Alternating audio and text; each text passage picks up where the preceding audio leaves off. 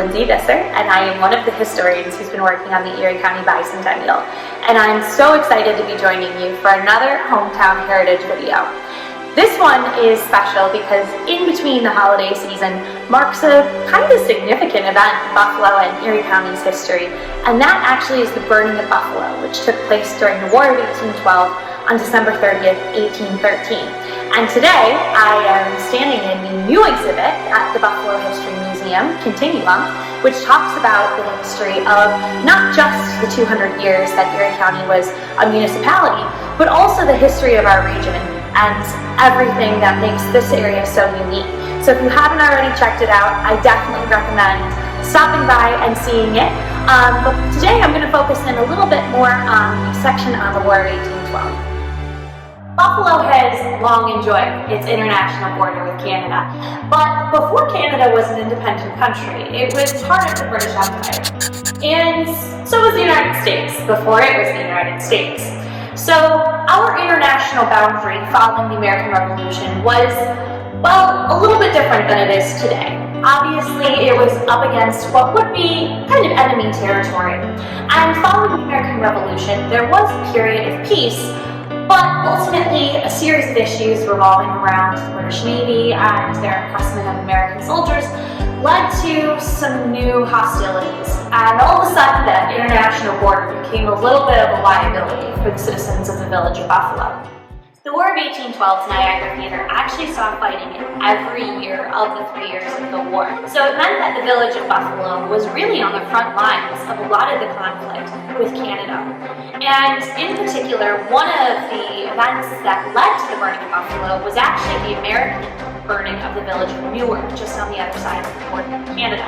So the burning of Buffalo was a retaliation for that particular event.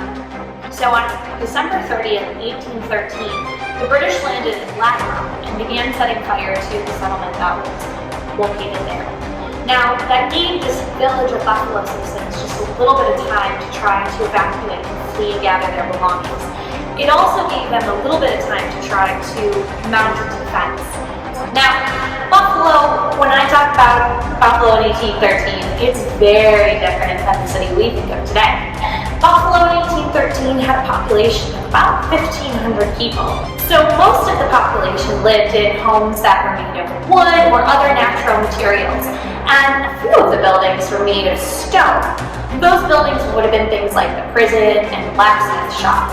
Many of the men in the village did attempt to stall the British as much as possible, but unfortunately their cannon that they were using to defend themselves ended up breaking very early into their defense and didn't really have as much of an impact as they had hoped. People were trying to gather their possessions, get out of the city as quickly as possible. In fact, we have one of the wagon wheels from the Pratt family that they used to load their wagon to try to get out of the city of Buffalo. But as I mentioned before, that small village outpost that was the city at that point in time was mostly wooden buildings, so you can imagine the damage that flames would have done. The handful of buildings that were left were mostly made of stone.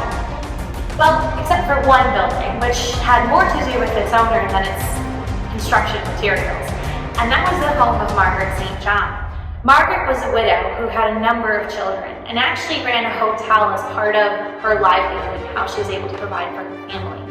And fearing the impact that that would have on her children, she pled with the British general to try to save her home and her business. Whatever Margaret said to the general must have worked because they spared her home. While they did burn her hotel, she was able to maintain at least a little bit of the property that she had. Margaret St. John's home actually plays a very important role in the resettlement of Buffalo.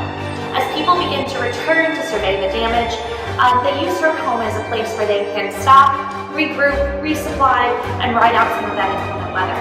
So back when I used to work at Forest Lawn, one of the things that we liked to say was that Margaret St. John was the first good neighbor in our city of good neighbors because of how hospitable she was to all of her neighbors as they were coming home to their decimated city. Margaret St. John's son actually draws a series of sketches of what the city looked like following the British invasion. And you can absolutely see just how completely destroyed it is. Only the stone foundations are still standing, and some of the beams and things of what were people's homes, businesses, and other pieces of property. So the attack was absolutely devastating to the village and to the region.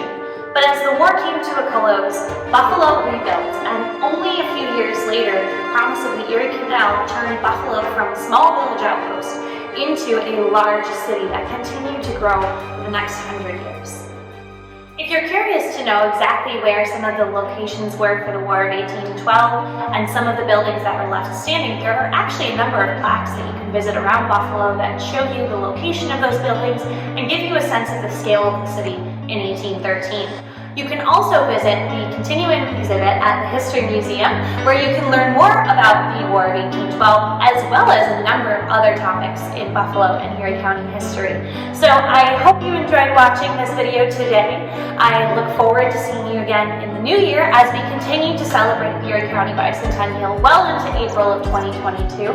So stay tuned for more Hometown Heritage videos, as well as our Passport Pit Stop series. And thank you so much for watching. Have a wonderful new year.